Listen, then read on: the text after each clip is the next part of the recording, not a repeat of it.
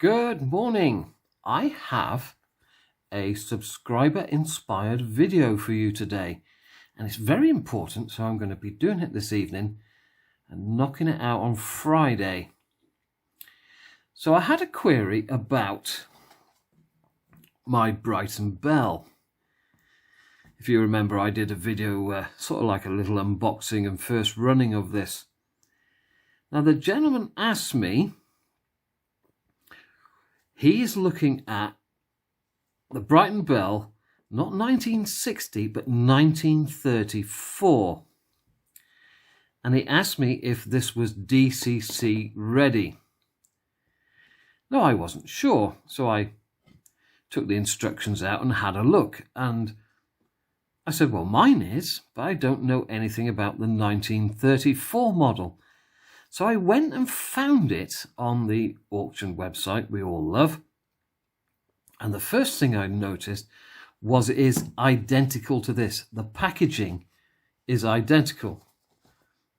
So you get the 2-car box, which has got the motor unit and the dummy motor unit in it. And you've got the 3-car box, which is basically the coaches, the infill between these two. And I looked at the serial numbers. There's my serial numbers. 3006, 1 and 2.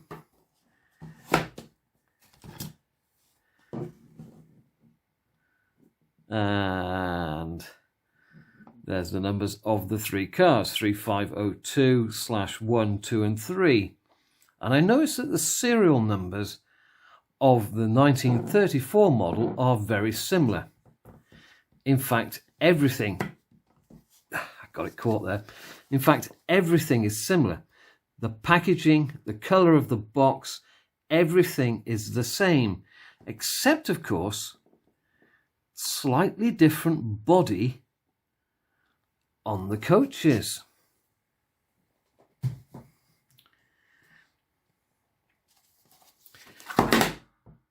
Well, that's one way of getting it out, isn't it?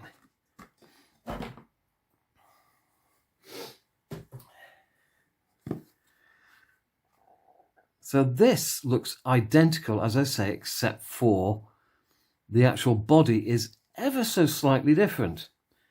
So what I did was I said, well, I'll go have a look. So I got mine out. Have you ever done this, trying to look through the back of a phone? It's impossible. And I got out my instructions, so to speak.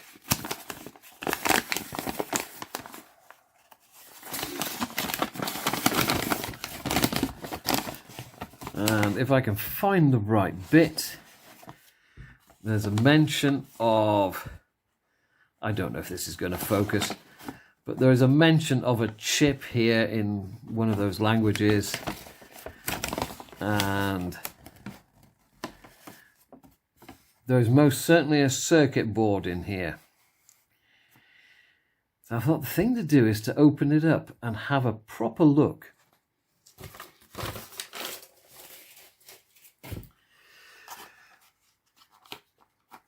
So let's open the old Brighton Belle. First thing is, it's wrapped in this light, sort of like plastic cover, which means that the body isn't rubbing against the hard plastic and taking the paint off.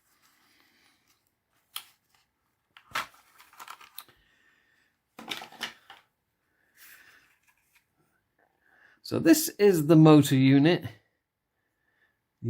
I don't know if you'll be able to see through the windows or not, but you can actually see the motor in that one. You can see a glow of copper.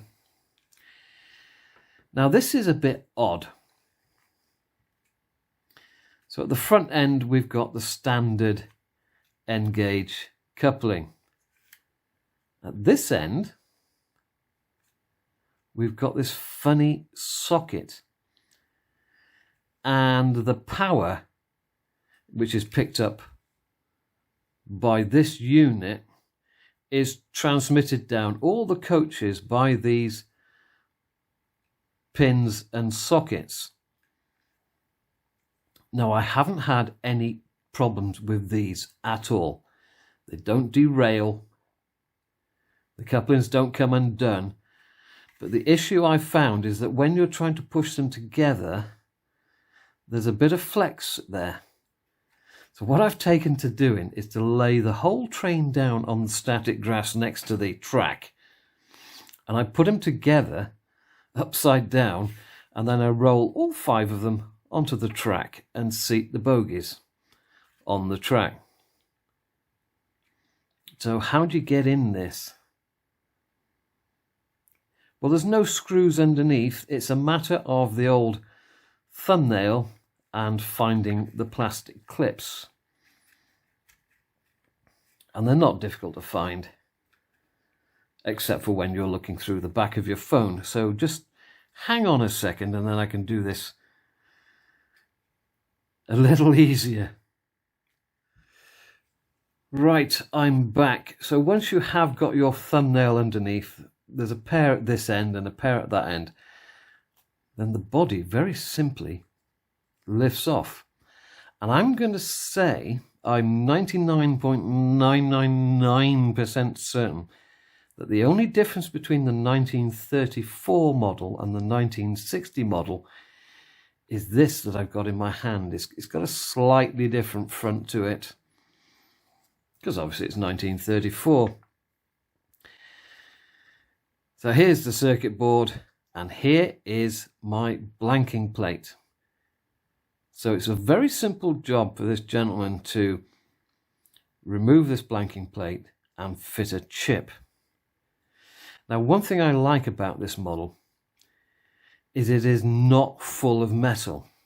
If any of you have ever owned the Graham Farish GWR rail car, once you take the body off, all you've got is one huge lump of metal.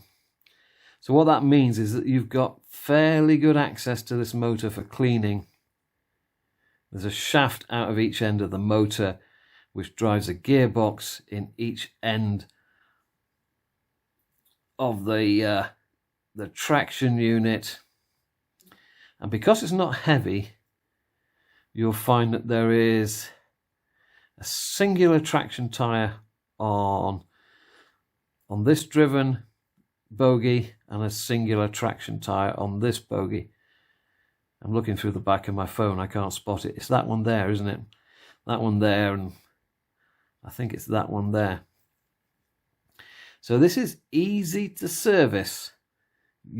There are instructions which in the instructions it'll tell you how to pull this apart completely. But I don't feel I need to do that to give it a service. I can get at that motor and I can probably apply the lubrication without having to pull the whole thing apart. So I would say you can go ahead and buy your 1934 model, and that the insides are going to be exactly like this, and you can put in your DCC chip. And as I say, this runs exceptionally well. Clip that back in place. See, it's very easy to do. It runs exceptionally well. Once you've got these pressed in, once you've got the sockets joined up, they stay together and they work wonderfully. So, yeah, go out and buy it. But as I say, whether it's my eyesight or my difficulty, or whether it's because of the flexibility in this socket, as I say, when I put the train together, I do it on its back, on some static grass, and then roll all 5 of them over. On the track, when you're trying to do it, I've found it difficult. But yeah, this is a lovely model, and it runs really well. Oh, I haven't quite... These clips don't always go fully in. You've got to give them a little bit of a extra squeeze. Right, that's it. You've seen it running. There's no need for me to dash this upstairs and put it all together and run it for you. If there is anybody who's got any questions, I really know very, very little about this hobby and about the locomotives I run. But if I can answer it, I will. And if I think there's a video out of it, I will make a video out of it. Cheerio.